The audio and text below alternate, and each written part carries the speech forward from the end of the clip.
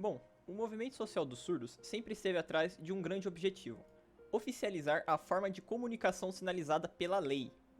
Olhando assim, parece até algo simples, porém foi uma parada que precisou de muita luta para ser conquistado e demorou bastante.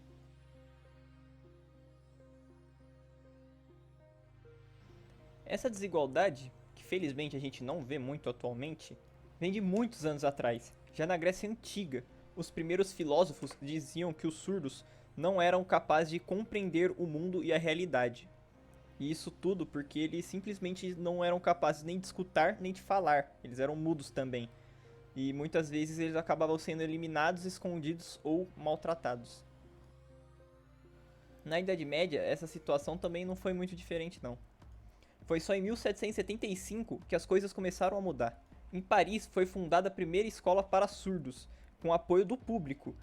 E isso só foi ocorrer por causa do empenho do jovem Abbé de Iepé, não sei como fala o nome dele, que considerou a linguagem de sinais não com desprezo, mas sim com respeito. Ele não aceitava que os surdos não poderiam alcançar uma glória divina só porque ele não era capaz de compreender os ensinamentos que a igreja passava na época. Assim, o Abbé buscou uma forma que os surdos pudessem se desenvolver e aprender, chegando num conceito próximo do que a gente conhece hoje como a linguagem de sinais. Dessa forma, essa escola criou muitos professores surdos, que passaram a atuar como mestre da escolarização de surdos, em outros lugares e inclusive em outros países. Chegando no Brasil, foi fundado o Imperial Instituto de Surdos Mudos, em 26 de setembro de 1857, durante o Império de Dom Pedro II. Na época, o instituto funcionava como escola e também como asilo. Contudo, ainda assim, a aceitação da língua de sinais era um tema de grande discussão, em defesa favorável e contrária ao uso dessa linguagem para o desenvolvimento dos surdos. Nesses recortes históricos, encontramos diversos acontecimentos grandes, porém o maior deles e mais importante foi o Congresso de Milão, que ocorreu em 1880, na Itália. Esse congresso tinha como principal objetivo discutir, a nível mundial, qual seria a melhor forma de educar essas pessoas surdas, já que, como visto, eles não conseguiam chegar a um consenso sobre essa prática.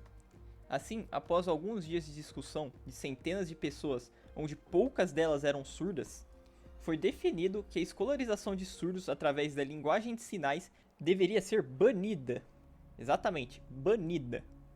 A explicação para esse fato foi que o uso dessa língua era foco de descrédito, já que na época acreditava-se que estimulavam comportamentos considerados anormais. E em consequência disso, os professores surdos passaram a ser distintos de suas funções. A linguagem de sinais passou a ser marginalizada e comparada muitas vezes até mesmo com movimentos dos animais.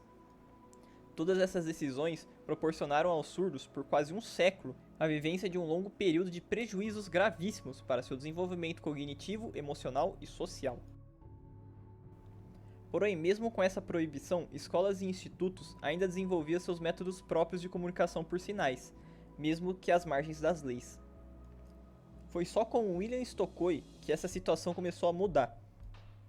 Após ele estudar a estrutura da linguagem de sinais, ele foi capaz de revelar que essa língua tinha os requisitos necessários para a validação das línguas orais.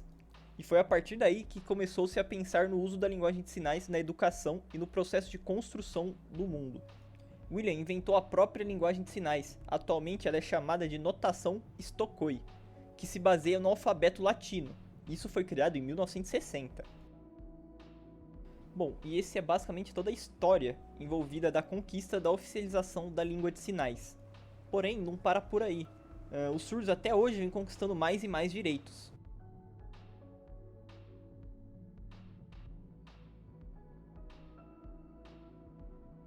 Tivemos 3 importantes leis conquistadas nos últimos anos.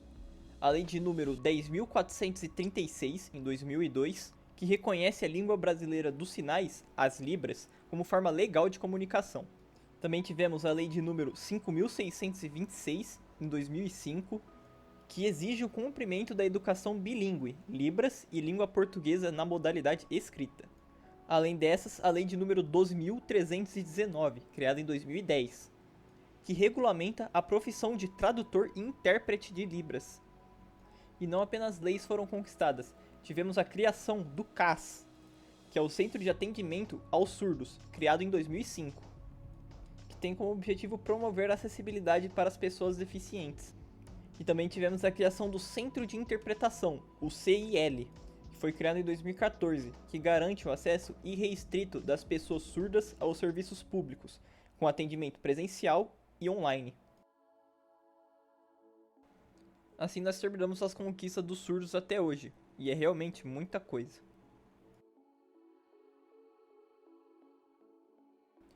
E apenas a fator de curiosidade, nós do grupo estávamos pesquisando sobre alguma forma de atuação hoje em dia, já que a gente não conseguiu encontrar nenhum tipo de manifestação ou algo do gênero.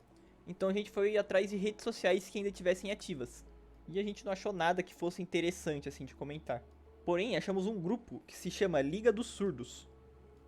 Eles têm uma página no Twitter, no Facebook e no Instagram, além de um canal no YouTube e na Twitch. O principal objetivo desse grupo é introduzir os surdos no mundo dos esportes, conhecido também como esportes eletrônicos ou campeonato de videogame.